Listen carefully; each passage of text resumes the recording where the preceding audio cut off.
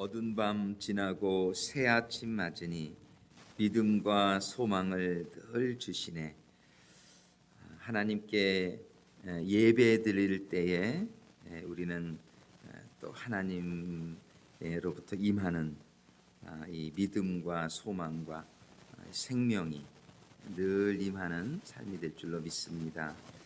오늘 주시는 말씀 어제 시작했는데 이번 주에는 요한계시록 4장과 5장 두 장을 우리 보시도록 하겠는데, 어제 이어서 4장 1절부터 11절까지 우리 끝절까지 전체를 한번 한 절씩 교독하시겠습니다.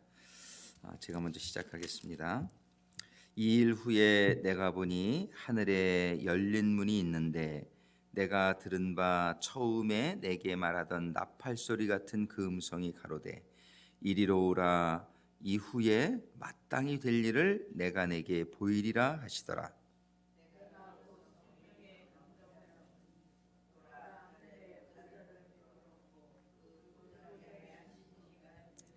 앉으신 이의 모양이 벽옥과 홍보석 같고 또 무지개가 있어 보좌에 둘렸는데 그 모양이 녹보석 같더라.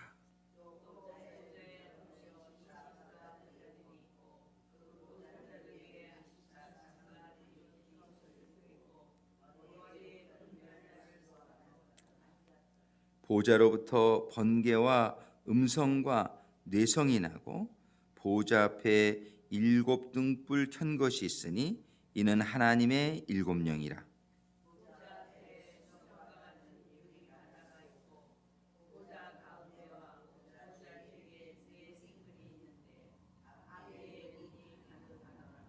그 첫째 생물은 사자 같고 그 둘째 생물은 송아지 같고 그 셋째 생물은 얼굴이 사람 같고 그 넷째 생물은 날아가는 독수리 같은데,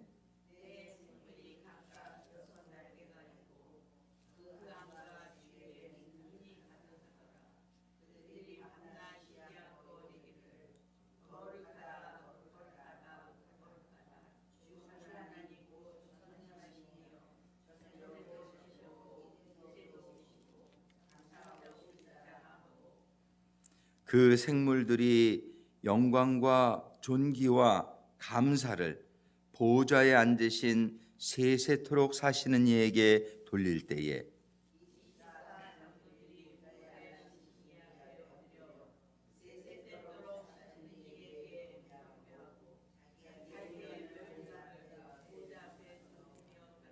11절 같이 읽겠습니다. 우리 주 하나님이여, 영광과 존귀와 능력을 받으시는 것이 합당하오니 주께서 만물을 지으신지라. 만물이 주의 뜻대로 있었고 또 지으심을 받았나이다 하더라. 아멘. 기도하시겠습니다. 아버지 하나님, 오늘 이제 저희들 새해를 시작하면서 요한계시록을 시작하게 다시 보게 하시고, 이제 이번 주에 4장과 또 5장을 통해서 하나님의 아버지 하나님의 주시는 말씀을 또 계시를 받기를 소망합니다. 이 시간 저희들의 심령이 온전히 아버지를 향하게 도와주시고, 겸손하고 정말 믿음으로, 겸손한 믿음으로 주시는 말씀이 심겨질 때에 저희들의 심령이 옥토와 같은 심령으로 받게 하여 주시옵소서. 예수님의 이름으로 기도드립니다. 아멘. 정말 요한계시록 말씀이 얼마나 감사하고 정말 주시는 모든 말씀들을 통해서 저희들의 그 신앙의 이해가 이렇게 정리되어지고 이렇게 종합되어지고 또 이렇게 분명한 그런 확신을 갖게 되는 시간이 되게 하심에 감사를 드립니다. 이제 저희가 1장을 통해서 정말 우리 하나님이 어떤 분이신가에 대해서 사실은 참 자세히 보면은 아주 더 좀 깊이 또 이렇게 많은 그런 가르침의 내용들이 1장에 포함이 되어 있죠. 1장에 하나님을 묘사하는 한 단어 한 단어, 그런 단어가 얼마나 큰 우리들에게 뜻을 사실 가르쳐 주시고 있는지 모르겠어요. 그 다음에 이제 2장과 3장을 통해서는 우리 교회에게 주시는 말씀을 통해서 우리들의 현재의 모습을 보게 하십니다. 그래서 7 교회에게 주시는 모습. 그래서 이제 1장에서는 이제 하나님에 대해서 설명을 해주시고 주님의 모습 이렇게 이제 주신 다음에 2장, 3장에서는 우리들의 모습을 보게 하는 거죠. 그래서 7 교회의 모습이 다 우리들이 그런 모습들이 좀 일부분씩 있는 걸 보게 돼요. 그러면서 이제 책망하신 건 책망도 하시고 또 칭찬도 해주시고 또 권면도 해주시고 그리고 약속의 말씀을 주시고 있어요. 이제 그 다음에 이제 4장부터 4장의 시작이 뭐라고 말씀하시냐면 이제 하늘의 열린 문을 보여주시면서 이제 올라오라 그러시고서 하시는 말씀이 요한계시록 시작할 때 하신 그 말씀 1장 1절에 뭐라고 말씀하시냐면은 반드시 속히 될 일을 그 종들에게 보이시려고 이 책을 쓰게 하셨다는 말씀을 기록하시는데 4장 1절에서도 요한 보고 올라오게 하시면서 이후에 마땅히 될 일을, 여기서 마땅이라는 말은 아주 반드시 될 일이란 뜻이에요. 반드시 하나님이 예정하신 일은 그대로 이루어지게 될 줄로 믿습니다. 그래서 우리가 그 하나님의 예정을 깨닫는 게 참 중요한 거예요. 왜냐하면 이 예정을 하나님의 뜻을 모르면은 우리는 자꾸 이렇게 자기 생각대로 좀 살라고 그러는 경향이 있단 말이에요. 그러면 어떻게 돼요? 참 아주 하나님도 속상하고 또 우리도 그 고생을 하게 되는 거예요. 하나님의 뜻은 완전하신 뜻이고 우리들에게 최고의 뜻인 줄로 믿습니다. 하나님께서 이 뜻을 보여주시려고 하시는 것은 그 뜻을 깨달아서 그 뜻대로 너희들이 순종하면서 살아가라고 말씀하시는 거예요. 그러면은 하나님이 영광 받으시고 우리에게 최고의 삶이 이루어지는 거예요. 근데 우리는 육신의 정욕, 안목의 정욕, 이생의 자랑 때문에 그 뜻을 잘 분별하지 못하는 경우가 있어서 이제 내 뜻대로 자꾸 하려고 그래. 그러다 보니까 어떻게 돼요? 그때는 편한 것 같지만 그때는 내 눈에는 좋아 보이지만 그게 결과적으로 하나님의 뜻에 거역하게 되고 아주 낭패를 하게 되는, 참 후회를 하게 되는 그런 삶을 우리가 살아가게 되면서 그 삶을 계속 그냥 고집 피우면은 딴 길로 가게 되는 거예요. 하나님이 계신. 그래서 우리는 하나님의 뜻을 발견하는 것이 최고의 지혜고 최고의 축복인 줄로 믿습니다. 하나님께서는 요한계시록을 주신 이유가 뭐냐면 반드시 속히 될 일, 이거를 보여주시고자 하시는 거예요. 왜 보여주시고자 하십니까? 보여주심으로 말미암아 우리들이 그 뜻을 깨달아서 그 길을 가게 되기를 원하신다는 것입니다. 하나님은 그냥 아무것도 보여주시지 아니고 그러시는 게 아니라 우리들에게 길을 보여주시기를 원하시는 거예요. 우리들이 그걸 알기를 원치 않아서 문제지, 우리가 그것을 알기를 원하고 그 뜻을 구하면은 하나님께서 내가 반드시 너희에게 뭐예요? 보여주리라. 너희들을 만나리라. 하나님 말씀하시잖아요. 근데 이거를 원하는 사람만 받을 수 있는 거예요. 하나님은 강제로 안 하신다 분명히 말씀하시지만 하나님 우리에게 자유의지를 주셔가지고 그 자유의지를 가지고 하나님을 우리가 알게 되기를 원하고 그 하나님의 뜻을 우리가 받게 되기를 원하고 그러는 가운데 하나님이 또 주시고, 그러면 이 일이 이루어지는데 받기를 원치 않는 사람에게 하나님이 이거를 강제로 알려주실 수도 없고 그럴 수가 없다. 우리의 자유의지를 침범하고 하나님이 그렇게 역사를 안 하신단 말이에요.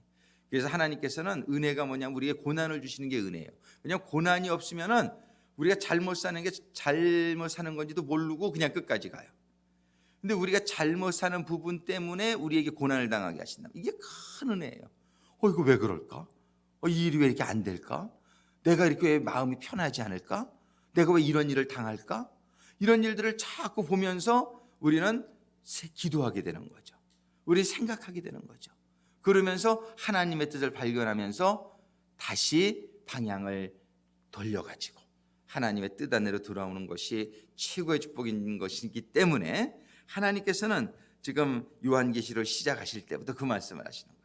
내가 나의 종들에게 나의 종들은 뭐예요? 하나님의 뜻에 순종하고자 결단을 한 사람들이 종들 아닙니까? 이 나의 종들에게는 반드시 속히 될 일을 내가 보여주시겠다는 거예요. 이 뜻을 받는 종들이 되어질 수 있게 되기를 간절히 소망합니다. 하나님 따라간다 그러는데 뜻을 몰라. 하나님이 주신 뜻을 모르겠어. 이건 뭐예요? 내가 아직 온전한 종이 안 돼 있다는 거예요. 하나님이 인정하시는 종이 안 돼 있다는 거예요. 하나님의 뜻을 알기를 원치를 않는다는 거예요. 내가 지금 세상의 마음이 빼앗겨 가지고 그냥 그대로 살아가느라고 하나님의 뜻은 내가 니글렉트하고 있는 거예요. 우리는 그러나 하나님을 향해서 눈을 고정시키고 하나님만이 나의 길이요, 나의 진리요, 나의 생명이라고 고백하면서 하나님의 길을 알려주세요. 이런 마음의 소원을 가지고 나가는 자마다 하나님께서 알려주실 줄로 믿습니다.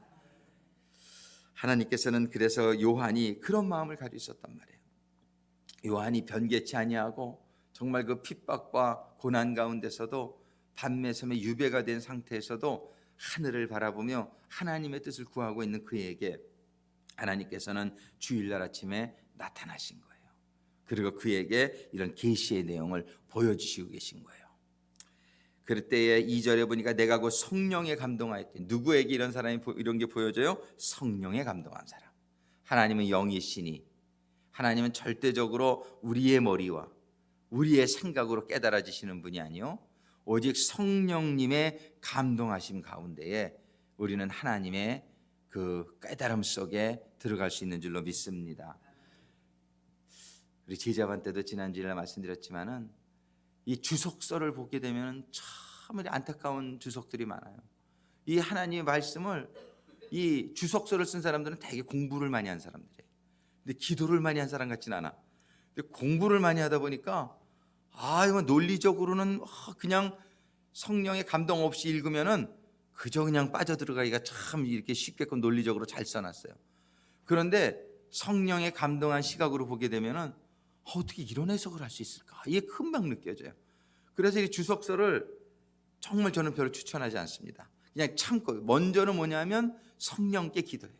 성령께 기도해서 말씀을 그저 하나님이 깨달을 때까지 임해요. 그리고 시간이 남으면 그냥 주석서 한번 이렇게 참고로 볼 필요가 있어요. 그러면은 이 주석서가 이분은 이거 참 성령의 감동과 쓰신 거네. 이거는 아니다. 이런 것들이 분별이 돼요. 근데 내가 기도 안 하고 그거에 먼저 의존을 하게 되면은 그냥 끌려갈 수가 있어요. 이 이단에 빠지는 이유가 다 그런 거예요. 자기가 성령의 감동이 없어서 분별력이 없는 거예요. 이 분별력이 없으니까 그 사람이 그냥 얘기하는데 그냥 빨려 들어가는 거예요. 우리는 성령님이 최고의 선생님인 것을 늘 기억하는 가운데 말씀 보실 때는 아무 주석서 처음에 볼 필요가 없어요. 10번이고 20번이고 그저 읽는 가운데 성령님이 주시는 깨달음을 추구하시게 되길 바랍니다. 그리고 성경은 성경이 해석해요. 이렇게 읽다 보면 하나님이 이 지금 요한계시록에 이 천사 얘기들이 쭉 나오는데 구약의 에스겔서와 또 이사야서와 이 천사의 모델과 다 일치가 되는 거예요. 그러면서 이 말씀을 이렇게 맞춰보면 이 뜻이 해석이 되어지는 거예요. 하나님은요 절대 성경을 어렵게 쓰신 게 아니에요. 우리가 인간적으로 이걸 해석을 하려고 그러니까 어려운 거예요. 그러나 하나님의 성령 안에서 해석을 하게 되면 이 한 성령이 쓰신 하나의 메시지를 전하고 있는 거예요. 정말 이 성경을 우리들은 성령의 감동에서, 우리 지금 요한이 성령의 감동에서 하나님을 본 것처럼 우리는 성도님들이요 목사님들 이 가르침을 참조로 하지만 너무 의존하지 않게 되기를 바라요. 우리 성도님들은 성경을 보실 때 성령님을 더 의지하시면서, 오늘도 우리 목사님의 사관님의 설교 가운데 성령님의 음성을 들으려고 여러분들이 주의를 집중하실 수 있게 되기를 바라요. 그 목사님들이 가끔 인간적인 얘기도 하고 그냥 일반 얘기도 하죠. 그런 건 그냥 참고처럼 이렇게 그냥 하시면 돼. 근데 어떤 분은 그거에 더 관심이 있어. 그래가지고서는 은혜 받으셨다 그러는데 성령의 그 메시지에는 별로 관심이 없으셨고 보니까 무슨 예화든 거라든지 그런 거에는 그냥 기억을 잘하셔. 아직 그거 조금 문제가 있는, 그게 좀 아쉬운 부분이 있는 거예요. 뭐 그런 것도 다 참조하실 만한 얘기지만 정말 오늘도 주의 종이 전하는데 성령의 음성을 내가 들어야 되겠다. 이 성령의 음성을 캐치하실 수 있게 되기를 바랍니다. 요한이 성령에 감동하여서 보라 하늘에 보좌를 베풀었고, 그러고서 하늘에 열린 문이 있단 말이에요. 열린 문을 통해서 탁 보는데 뭐가 보여요? 보좌가 보이는 거예요. 어떤 분들 천국에 갔다 오신 분들 보면 보좌는 못 보고 딴 데만 보고 온 것 같아. 보기는 막 자기가 봤다 그러니까는, 근데 그 좀 조금 이게 성경에 없는 얘기니까 조금 이렇게 그냥 이렇게 그냥 참조만 해야지 그런 생각이 든단 말이죠. 그런데 우리는 저도 참 천국을 보고 싶은데 이왕 보려면 요한이 본 것 같이 하나님의 보좌를 볼 수 있게 되기를 주님의 이름으로 축원합니다. 예, 이 요한은 딱 봤는데 뭐냐면 하나님의 보좌를 본 거예요. 아주 천국의 중심을 본 거죠, 그죠? 천국에 제일 봐야 될 것. 어떤 분은 천국 갔다 그러면 다른 것만 봐. 이게 쫙 이렇게, 예, 정말 우리는 이 보좌, 하늘의 보좌를 본 요한의 기록을 보게 됩니다. 보라 하늘에 보좌가 베풀었고, 그 보좌 위에 앉은 신이가 있는데, 그리고 그 보좌만 보신 게 아니라 보좌에 앉으신 이를 봤단 말이에요. 할렐루야. 보좌에 앉으시니, 이분은 우리 아버지 하나님이신 줄로 믿습니다. 우리가요, 하나님께서 성막은 천국의 모형이다, 이렇게 히브리서 얘기해요. 그 성막을 한번 생각해 보세요. 성막을 보면은 성소에 이렇게 탁 들어가면은 오른쪽에 떡상이 있고 왼쪽에 금초대가 있잖아요. 보좌는 어디에 있어요? 그 커튼 뒤에, 예, 그 커튼 뒤에 지성소 안에 보좌가 있단 말이에요. 시은자. 지금 요한이 탁 보게 된 거는 시은자를 탁 본 거예요. 하나님의 보좌, 아버지 성부 하나님의 그 가운데 보좌를 봤는데, 그 이의 모양이 벼곡과 홍보석 같고, 또 무지개가 있어 보좌에 둘렸는데 그 모양이 녹보석 같더라. 앉으신 이의 모양을 보석으로 묘사를 하고 있어요. 얼마나 하나님이 정말, 이 보석이, 왜 하나님 보석 쓰시냐 말이에요. 가장 세상에서는 값어치 있는 거 아니에요. 아주 아름다운 보석. 이렇게 하나님을 어떻게 묘사할 수 있는 방법이 가장 세상에서 귀한 보석을 들어 설명하는 거예요. 이 벼곡은 다이아몬드예요. 하나님을 보는데 다이아몬드 같이 그냥 바짝바짝바짝 되는 거예요. 그러니까 하나님이 얼마나 그만큼 영광으로 충만하고, 또 다이아몬드는 하얀색이잖아요. 그냥 이렇게 아주 그냥 투명하잖아요. 하나님의 영광과 하나님의 거룩성을 보여주고 있어요. 또 뭐예요? 홍보석 같고, 홍보석은 루비예요. 루비 여러분들 보석 알죠? 빨간 게 얼마나 이렇게 참 투명한 빨간색. 빨간색은 이렇게 정말 주님의 보혈을 의미하기도 하지만, 그거는 공의, 보혈, 이 심판, 이런, 하나님은 사랑이시지만 또 항상 하나님은 공의로우신 하나님이다, 이런 걸 상징하고 있어요. 그 다음에 무지개가 있어 보좌에 들렸어요. 7개의 무지개. 이 무지개는 뭐예요? 하나님의 언약의 상징이란 말이에요. 하나님은 이렇게 우리들에게 약속하신 대로 이루실 하나님이심을. 그리고 참 7가지의 무지개 색깔, 이 동성연애자들은, 이 사탄들은 전부 하나님 것을 조금씩 변질시켜요. 이단이 왜 이단이에요? 처음엔 똑같아요. 이단이 아주 똑같은 것 같아. 근데 뭐가 달라요? 다를 이자의 끝단자. 끝이 다른 게 이단이에요. 끝이 다른 게. 그래서 처음부터 다르면은 금방 알죠. 처음에는 막 그냥 하나님 믿는 것 같아. 근데 끝에 가면은 사람이 하나님이야. 이게 이단이잖아요. 이 7가지 색깔을 동성연애자들은 한 색깔만 빼버렸어요. 그 6가지 색깔로 만들었어요. 동성연애기가 모르고 사람들이 보면 저게 무지개 깃발이네, 그럴 수가 있어요. 근데 무슨 색깔이 빠졌나 그러고 자세히 보니까 빨주, 노초, 파, 남보에서 남색이 빠진 것 같아. 그죠? 뭐가 하나 그거 이렇게 자세히 이렇게 봤더니 그게 이단이에요. 그게 사단의 짓이에요. 이렇게 한 가지씩 빼는 거. 근데 하나님의 완전수는 7인 줄로 믿습니다. 7. 이 무지 색깔은 7색깔, 완전한 하나님의 그 7색깔은 뭐를 의미하냐 말이에요. 모든 하나님의 약속을 의미하지만 모든 사람들의 종류를 또 의미하기도 해요. 하나님은 하나도 이 편차가 없이, 차별이 없이 골고루 사랑하시는, 그 뜨레스지아스라는 프로그램에 가보신 분이 있는지 모르겠어요. 그 뜨레스지아스에 가면은 거기에 우리 밥 먹을 때마다 노래 부르는 게 있어.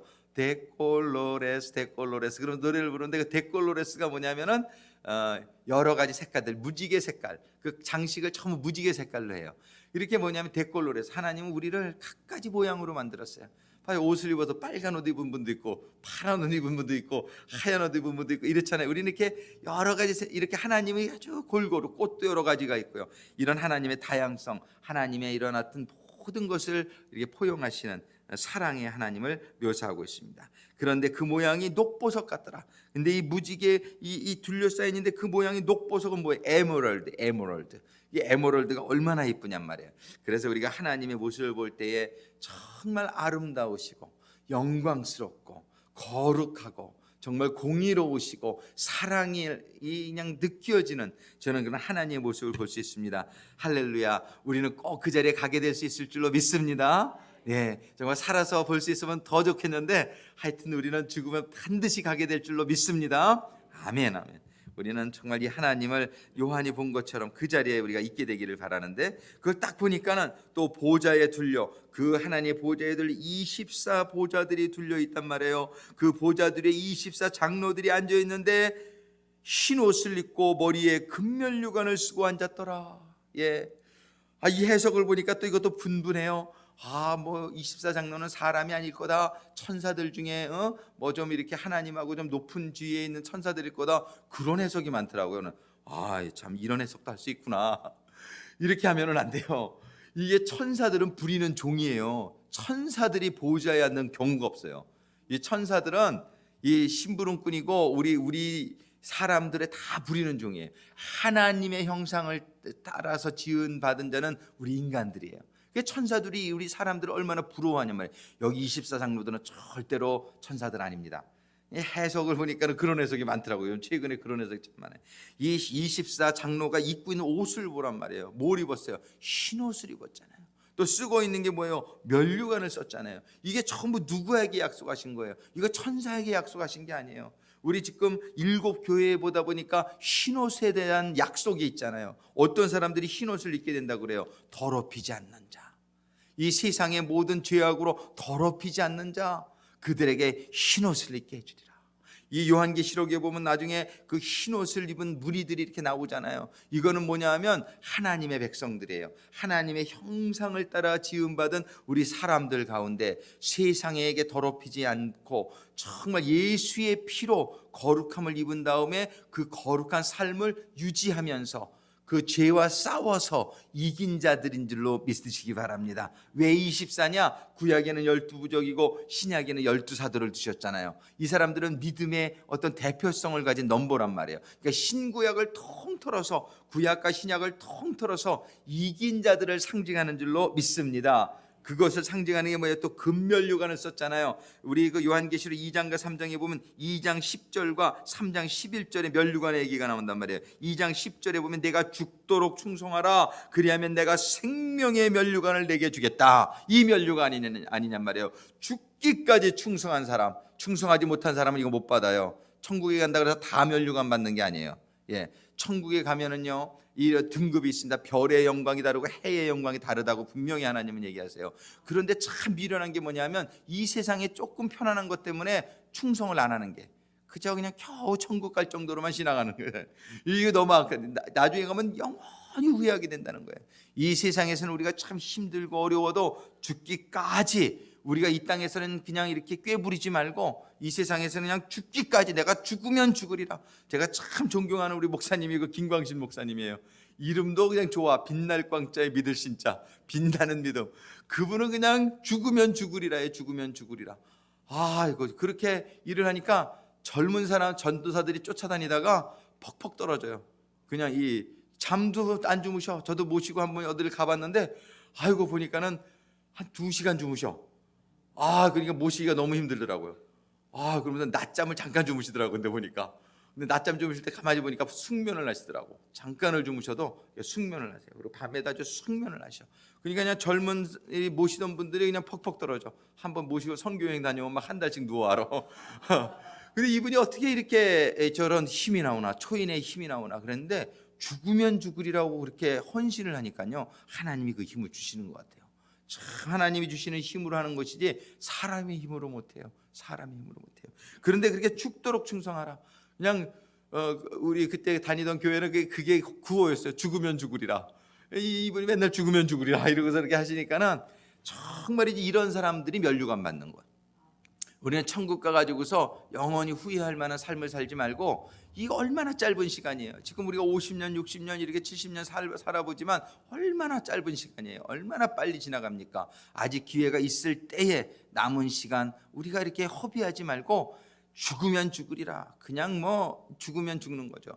예, 그냥 이 기간 동안에 그래야 생명의 면류관 주인공 되었을 때에 내가 정말 잘했다 후회하지 않는 삶이 될 줄로 믿습니다. 또 3장 11절에 보니까는 그 빌라델비아 교회의 말씀을 주시면서 내가 속히 이 말이니 내가 가진 것을 굳게 잡아. 내가 가진 건 뭐예요? 사랑이란 말이 사랑, 필로델피아. 이 사랑, 형제 사랑이 그거라도 그 작은 거지만은 그거를 굳게 잡아서 아무나 내 면류관을 빼앗지 못하게 하라. 뭐예요? 끝까지 이것대요. 내가 가진 그 능력 많지 않아도 괜찮아요. 내가 가진 그 능력, 하나님이 주신 그걸 가지고 죽기까지 최선을 다하면 최고의 상급을 받게 될 줄로 믿습니다. 2달란트 남긴 자나 5달란트 남긴 자나 같은 상급을 받았단 말이에요. 2달란트 받은 자는 자기가 받은 게 2달란트야. 근데 5달란트 받은 사람은 5달란트 남겨야 돼요. 4달란트 남기면은 2달란트 받은 사람이 2달란트 남긴 것보다 못한 거란 말이에요. 그러니까 우리는 그냥 뭐 달란트 많다고 좋아할 것도 없어요. 그만큼 남겨야 돼. 달란트가 적다고 컴플레인할 것도 없어요. 그저 가진 만큼만 하면 돼. 그러니까요, 자기가 받은 만큼 최선을 다하면 그거를 잃지 말라는 거예요. 그랬을 때 뭐라고 말씀하시냐면 11절에 네 면류관을 빼앗지. 면류관을 뭐예요? 받았다가도 빼앗길 수도 있다는 거예요. 젊었을 때는 열심히 일했는데 나이 들어가지고서 하나님에는 은퇴가 없는 줄로 믿습니다. 사실은 은퇴의 뜻은 좋은 뜻이에요. 우리 한국 사람들이 그 의미를 잘못 해석해서 그렇지, 은퇴가 뭐야? 영어로 retire. 타이어 갈아 끼면 어떻게 돼요? 더 쌩쌩 달려야지. 타이어 갈아 끼면 더 쌩쌩 달려야 돼요. 그러니까 우리는 그냥 하나님 만나는 그날까지 우리가 그냥 막 죽기까지, 우리가 이 면류관을 빼앗기지 않게 되기를 그렇게 하라 그랬잖아요. 너희의 면류관을 빼앗기지 않게 하라. 젊었을 때 왕년에 일 많이 했다고 그냥 나중에 좀 이렇게 여유 부리고 그러면은 면류관이 빼앗길 수도 있다는 것을 시사하고 있단 말이에요. 우린 죽기까지 이 면류관을 지키고 정말 하나님 나라에 갔을 때에 24장로가 하나님 신성종 목사님이 천국 갔더니 이 등급이 10등급인가로 나눠져 있다 그러잖아요. 그 중에서 제일 가까이 앉은 그분들은 순교자들이더래요. 순교자들. 그러니까 이 순교자가 얼마나 축복인지 몰라요. 근데 우리는 순교하면 두려워하는 마음이 들잖아요. 근데 두려워하는 마음이 들지 않도록 기도하실 수 있게 되기를 바라요. 이 하나님이 나에게 임하면 두려워하는 마음을 쫓아내줄 줄로 믿습니다. 그 순교한 사람들 어록이 있더라고요. 얼마 전에 그 어록을 쭉 보니까 정말 이분들이 순교할 수 있었던 것은 자기의 능력이 아니구나. 하나님이 그 담대함을 주시는 거예요. 그러니까 순교까지 갈 수 있는 거예요. 그런데 그것까지 가는 게 힘든 거예요. 내가 순교할 수 있는 믿음을 주십시오라고 평소에 기도하면서 준비한 사람은 그게 갈 수 있어요. 근데 준비 안 한 사람은 도망가는 거예요. 그 순교 못 하는 거예요. 준비가 안 돼 있는데 어떻게. 그러니까 우리는 준비할 수 있을 때 준비할 수 있게 되기를 바랍니다. 지금 우리가 환난이 온다라고 누구야? 데니엘 킴 선교사님 설교 들어봐요. 그분은 그냥 그거를 아주 계속 반복하더라고. 그 얘기를 설교를 여러 번 들었는데 시작할 때마다 그 얘기를 하시더라고요. 우리가 앞으로 우리에게 올 거는 평안이 아니요 환난이다. 이 말씀 하나님 주셨다는 거예요. 그래가지고 이걸 준비하라고 계속 그 설교예요. 그 처음 시작할 때 우리는 순교를 준비해야 된다는 건 뭐냐면 이 순교가 최고의 믿음이란 말이에요. 우리 믿음의 단계가 있는데 그중에 최고의 단계는 순교의 믿음이다. 우리 신학교에서도 그렇게 가르쳤어요. 그렇게 배웠어요. 이 순교의 단계의 믿음을 내가 기회가 없어 순교 못하면 할 수 없는 거예요. 그러나 그 믿음을 가진 자는 하나님이 순교한 사람으로 인정해 주실지도 몰라요. 순교 안 당했어. 그 믿음을 가지고 있는 사람은. 그런데 이 순교를 가지고 믿음을 준비하고 있는 사람은 어떤 환난이나 순교가 오면 할렐루야. 정말이지 최고의 하나님의 가까이에 앉는 그런 축복을 받게 될 것이에요. 우리는 영원토록 그 천국에 우리의 삶의 초점이 주어지게 되기를 주님의 이름으로 축원합니다. 이 땅에 마음 빼앗기지 않게 되기를 주님의 이름으로 축원합니다. 우리는 fix your eyes on Jesus. 우리의 눈을 하나님께 고정시켜라. 다른 데 보게 되면 한눈 파는 거예요. 다른 데 보게 되면 넘어지는 거예요. 다른 데 보게 되면 시간 뺏기고 잘못 가게 되는 거예요. 하나님만 바라보게 될 때에 우리는 24장로의 자리에 앉게 되는데, 그들은 뭐예요? 흰 옷을 입고 머리에 금면류관을 쓰고 앉았더라. 할렐루야. 5절에 보니까 보좌로부터 번개와 음성과 내성이 나고 그 보좌에서 번개와 음성과 내성이 나고 뭐예요? 하나님이 말씀하시는 하나님이에요. 하나님이 선포하시는 그 하나님을 볼 수 있어요. 보좌 앞에 7 등불 켠 것이 있으니, 이 7 등불은 뭐예요? 성령을 말씀. 7 등불. 우리 지성소 성소에 딱 들어가면은 뭐예요? 오른쪽에는 주님 상징하는 떡상이 있고 왼쪽에 7 금초대가 있잖아요. 그 7 금초대는 성령을 상징한다고 말씀하셨잖아요. 여기서 설명하는 거예요. 7 등불 켠 것이 있으니 이는 뭐예요? 하나님의 7영이라. 할렐루야. 7영은 영이 7개라는 뜻이 아니라 완전한 영, 우리 성령님을 가리키는 줄로 믿습니다. 성령님, 그 성령님을 보게 되는 거예요. 그렇죠. 보좌가 있고 거기 왼쪽에 성령님이 계시고 그 다음에 오른쪽에 우리 주님이 계시는 거예요. 근데 주님이 계신 걸 어떻게 볼 수 있어요? 4장 1절에 보니까 나팔 소리 같은 그 음성이 가로되 이렇게 나오잖아요. 이분이 주님이란 말이에요. 이분이 주님인 걸 어떻게 알아요? 요한계시록 1장에 보니까 1장에 10절에 주의 날에 내가 성령에 감동하여 내 뒤에서 나는 나팔 소리 같은 큰 음성을 들으니 그랬잖아요. 나팔 소리 같은 큰 음성을 들어서 돌아다 보니까 그분이 누구예요? 주님이 거기 서 계시더란 말이에요.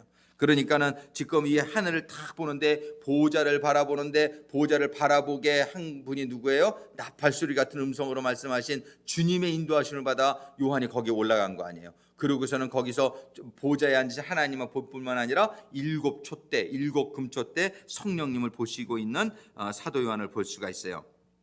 6절에 보니까 그 다음에 뭘 보냐면 보좌 앞에 수정과 같은 유리 바다가 있어. 그 솔로몬 성전이 그 보좌 앞을 유리로 이렇게 쫙 깔았다 그래요. 아주 그 맑은 그 이제 이 그 솔로몬이 어떤 그 영감으로 그거를 받는지 모르겠어요. 그래가지고서 그 어떤 여왕이 방문했을 때에 그게 그냥 무슨 바다 같아가지고 이게 옷을 걷고 걸었다 그래. 그게 하여튼 성경에 나오는 얘기는 아닌데 하여튼 그 솔로몬 성전이 원래 그렇게 천국의 그걸 아주 그대로 묘사를 많이 잘했다고 그런 얘기를 들었습니다. 그런데 여기에 보니까 보좌 앞에 수정과 같은 유리 바다가 있어. 천국의 그런 투명성이죠. 천국의 그런 거룩한 모습을 우리가 볼 수 있는 거예요. 수정과 같은 유리바다가 있어 보좌 가운데와 보좌 주위에 그리고 4 생물이 있더란 말이에요. 그 4 생물이 있는데 앞뒤에 눈이 가득하더라. 4 생물이 있는데 앞뒤에 눈이 가득하더라. 그 좀 무서워요, 그죠? 이렇게 앞뒤에 눈이 가득하더라. 근데 이 말씀이 보면은 우리 그 에스겔서에서도 보면은 거기 똑같이 묘사해요. 거기 4 생물이 있는데 앞뒤에 눈이 가득하더라. 눈은 뭐예요? 눈은 보는 거죠. 눈은 보는 거예요. 이게 무슨 뜻입니까? 천사가 4 천사가 있는데 앞뒤에 눈이 가득해요. 그 다음에 날개가 6개가 있어요. 날개가 6개가. 일단 눈이 가득하다는 건 뭐냐면 사방을 보고 있다는 거예요. 우리를 보고 있는 줄로 믿습니다. 근데 이 보고 있는 게 죄 짓는 사람에게 참 부담스러운 거야. 죄 짓고 있는 사람은 이 하나님 보는 게 참 부담스러운 거야. 그냥 눈 감아 주셨으면 좋겠는데. 그런데요, 하나님을 사모하는 사람에게는 이게 큰 위로가 되는 거예요. 하나님이 나를 보시고 계셔. 하나님이 나의 고통도 보시고 계셔. 하나님이 나의 모든 이 억울함도 보시고 계셔. 하나님이 모든 것을 보시고 아신다는 거예요.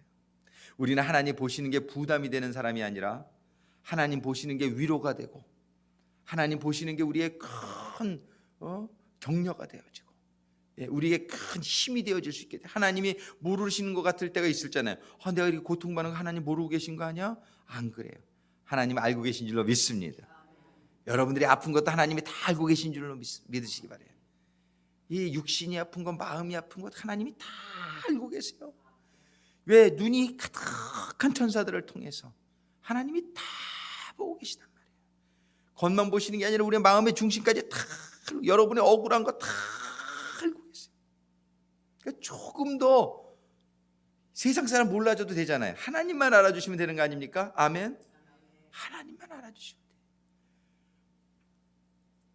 어떤 김광식 목사님이 한 번은 이단이라고 사람들이 너무 욕을 하더래요.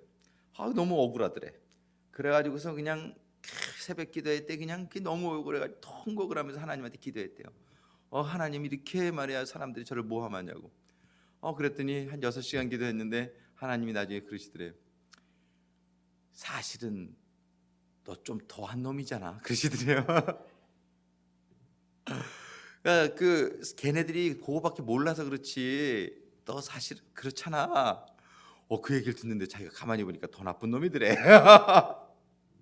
사람들이 자기에 대해서 좀 일부분만 알아서 그렇지. 그래가지고 자기가 너무 하나님한테 회개했대요. 너무 회개했대. 너 더 나쁜 놈이잖아, 그러더래요. 우리들은 우리 자신을 너무 몰라요. 우리들은 우리들을 못 봐요. 그래가지고 우리들은 우리를 얼마나 커버하는지 몰라요. 자기 정당화. 그러는데 정말이지 어떤 사람들이 나를 오해했다고 억울해하지 말라는 거예요. 너를 다 알아봐. 너를 다 알아봐. 그러면 그래서 제가 할 말이 없어가지고 회개가 끝났대요. 하나님 우리를 다 보시는 줄로 우리 잊지 않으시게 되기를 바랍니다. 사람들 눈은 피할 수 있어도 하나님 눈은 못 피한다. 왜? 눈이 가득한. 그래서 우리는 늘 경계하고 조심하는 가운데 그 다음에 또 우리가 위로를 받게 될 줄로 믿습니다. 하나님은 나에게 다 아시니까 하나님이 나 다 이해하시고 하나님 뜻이 있어서 지금 이 고통도 지나게 하시고 이 육신의 연약함도 그래서 지나게 하시고 그저 감사하기만 하다 보면 하나님 뜻이 다 될 때에 다 해결해 주신 건 해결해 주시고 치유해 주신 건 치유해 주실 줄로 믿습니다. 하나님은 이렇게 천사들을 통해서 다 보고 계신 거예요. 그 첫째 생물은 사자 같고 이 첫째 생물의 모습이 참 또 특이하단 말이에요. 둘째 생물은 송아지 같고 셋째 생물은 얼굴이 사람 같고 넷째 생물은 날아가는 독수리 같은데 이 생물들이 뭐를 묘사하고 있어요? 예수님을 묘사하고 있잖아요. 예수님의 사복음 아니에요, 그죠? 이게 보면 예수님의 사복음, 사자는 왕이잖아요, 왕. 마태복음을 상징하고 있고 두 번째 송아지는 뭐예요? 일하는 소. 이 에스겔에서는 소라고 되어 있는데 여기는 송아지라고 하는데 같은 모습이죠. 그럼 뭐예요? 마가복음 아니에요? 일하는 종으로 오신. 그 다음에는 뭐예요? 사람 같고 누가복음 인자로 오신, 그죠? 인간 예수. 그 다음에 네 번째는 독수리, 하늘의 아들로 오신, 하나님의 아들로 오신 요한복음을 상징하고 있어요. 그래서 이 천사들, 네 천사들의 모습은, 네 생물의 모습은 바로 무엇이냐면은 우리 예수님을 보필하셨던 그런 어떤 예수님의 그 천사들의 그런 모습들을 우리가 이렇게 이해할 수 있단 말이에요. 8절까지 시간이 많이 가서 네 생물이 각각 6날개가 있고 그 안과 주위에 눈이 가득하더라. 그들이 밤낮 쉬지 않고 이르기를, 그들은 밤낮 쉬지 않아요. 정말 밤낮 쉬지 않고 그들이 하는 일이 뭐냐? 그 다음에 같이 읽습니다. 한번 그 밑에 거룩하다 거룩하다 거룩하다 주 하나님 곧 전능하시니요 전에도 계셨고 이제도 계시고 장차 오실 자라 찬양하고 있는 거예요. 이들이 밤낮 쉬지 않고 천국에 사고 있는 게 뭐예요? 예배예요. 예배를 사모하게 되기를 바랍니다. 예배를 기뻐하실 수 있게 되기를 바랍니다. 예배자가 되시길 주님의 이름으로 축원합니다. 이런 사람들은 천국 가서 문화 충격이 없어요. 예배 드리기 싫어하는 사람들은 천국 가면 아주 괴롭단 말이에요. 그놈의 싫은 예배를 싫어하는 사람은 천국을 사모하지 않게 되는 거예요. 못 가지. 우리는 천국 가면 예배 드리는 거예요. 성경에도 말씀하시잖아요. 이 세상의 말세에 그 모이기를 싫어하는 사람들처럼 그 사람들 따르지 말고 모이기에 힘쓰라.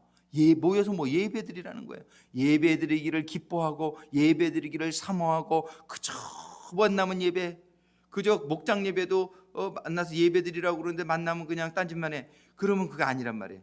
우리는 가정에서도 예배, 새벽에도 예배. 그래서 제가 이름을 바꿨잖아요. 그전에 새벽 기도했다가 공식적으로는 새벽 예배 드리자. 수요일 날도 예배, 그저 주일 날도 예배. 그냥 백날 예배만 드립니까? 네, 예배만 드립니다. 예배가 최고의 축복인 줄로 믿습니다. 하나님 만나는 게 최고의 축복인 줄로 믿습니다. 천사들이 하는 걸 보면 밤낮 쉬지 않고 찬양하고 있어요. 우리는 이 찬양을 기뻐하고 찬양에 중독되시기를 주님의 이름으로 축원합니다. 예배 드리는 거에 중독되시기를 주님의 이름으로 축원합니다. 그것이 우리가 영원토록 하게 될 일이에요.